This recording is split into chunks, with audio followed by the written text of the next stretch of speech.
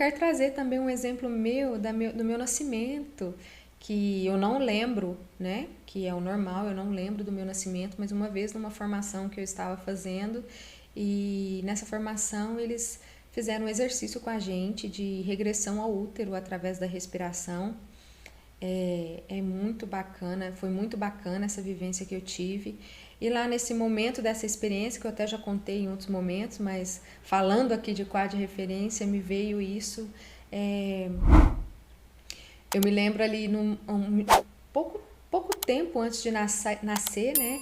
Eu me lembro dali dentro do útero da minha mãe, né? Que é o meu mundo. Minha mãe ali era o meu mundo. Eu fazendo força para nascer e eu não sentia que o meu mundo estava fazendo força para nascer. Era como se eu percebesse que só eu queria nascer, mas o mundo não queria que eu nascesse, né? E eu tive medo em alguns momentos, eu senti falta de ar naquele momento, pensei em não querer nascer, eu me vi fazendo o movimento de subir, de entrar para dentro da minha mãe, ao invés de seguir pelo canal ali do parto. E eu me lembro de eu ter decidido nascer, eu decidi nascer, mas é como se eu tivesse pensado assim: ok, Niara, você vai nascer, mas saiba que o mundo não está para você. Então, de novo, vem uma mensagem também aqui que remete um pouco a essa questão de rejeição, né? E fui conversar com a minha mãe depois para saber como foi, né, o meu nascimento. E ela me contou que um dia antes de eu nascer ela levou um tombo e por conta desse tombo ela entrou em trabalho de parto, chegou no hospital, tinha várias mulheres em trabalho de parto. Nessa época não se fazia cesárea com essa facilidade como se faz hoje, né? E aí ela teve que esperar essas outras mulheres que chegaram primeiro terem seus filhos.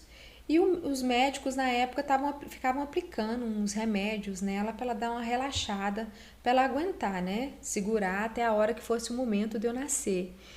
E aí ela me contou que o tombo dela foi no dia 6 de manhã, e quando foi no dia 7 por volta de 6 horas da manhã, eles chegaram nela para colocar mais remédios para ela, e aí ela falou que não queria mais, que ela não ia mais tomar remédio, e foi aí que o médico resolveu. Nesse período, me parece que ele ia descansar um pouco para depois fazer o parto da minha mãe. Mas aí, quando ele viu que a minha mãe não queria mais tomar o remédio, ele resolveu fazer o parto dela primeiro para depois ir descansar.